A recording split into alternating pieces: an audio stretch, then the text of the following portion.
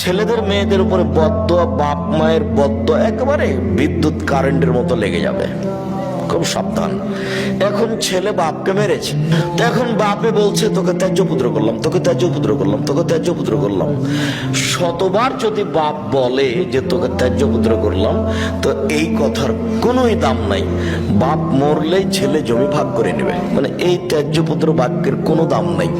ছেলে যখন বাপকে মেরেছে তখন বাপের উচিত ছিল তাড়াহুড়া করে সুন্দর করে ওযু করে ঘরে ঢুকে সময়ের উপরে 2 রাকাত সালাত আদায় করে কিবলার দিকে মুখ করে হাত উঠিয়ে প্রার্থনা করে বলার দরকার ছিল যে আমি এই জন্য ছেলে তোমার কাছে নিনি, তুমি আমাকে ছেলে ফিরিয়ে দাও।